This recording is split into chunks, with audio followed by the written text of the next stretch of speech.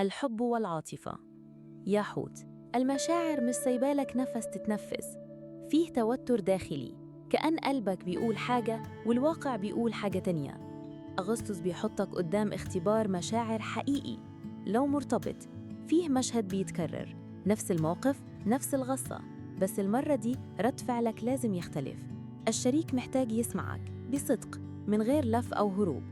لو سنجل، شخص من برج مائي أو هوائي ممكن يدخل حياتك بشكل غير متوقع.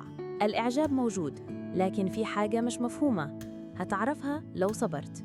نصيحة الحب: اسأل نفسك، هل اللي بتحسه حب ولا تعلق؟ الفرق بسيط، لكن النتيجة كبيرة. الشغل والوظيفة، يا إما هتثبت نفسك يا إما هتقرر تبدأ من جديد. في فرصة شغل أو ترقية، لكن بتتطلب منك مواجهة مخاوفك. فيه تحدي، بس أنت قده. احتمال كبير تشتغل على مشروع فيه جانب إبداعي أو مع فريق جديد. لو بتشتغل حر، الفلك بيدعمك لو بدأت تعرض شغلك أكتر. اتكلم، اعرض، سوق. الناس مستعدة تسمعك، بس أنت لازم تظهر. أيام القوة المهنية: 3، 11، 19، 28 أغسطس. أيام الحظر: 7، 15، 22. الفلوس والجانب المادي: شهر فيه صعود وهبوط، بس نهايته أحسن من بدايته.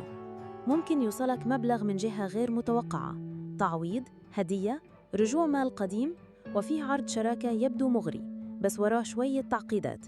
نصيحة الفلوس: ما تبصش للفلوس كأمان، الأمان الحقيقي جواك. الطاقة العامة والصحة: طاقتك الروحية عالية جداً، وده يخليك بحس بالناس حواليك، أحياناً أكتر من اللازم. احذر من استنزاف طاقتك، نظف دايرتك، مش كل الناس تستحق وجودك. نام كويس، اشرب مية كتير، وابدأ أي نشاط بسيط يحرك جسمك. نصيحة الطاقة: حماية طاقتك النفسية هي أول خطوة لحماية مستقبلك. العلاقات الاجتماعية والعائلية: هتكتشف مين فعلاً بيحبك ومين بس بيستفيد من وجودك.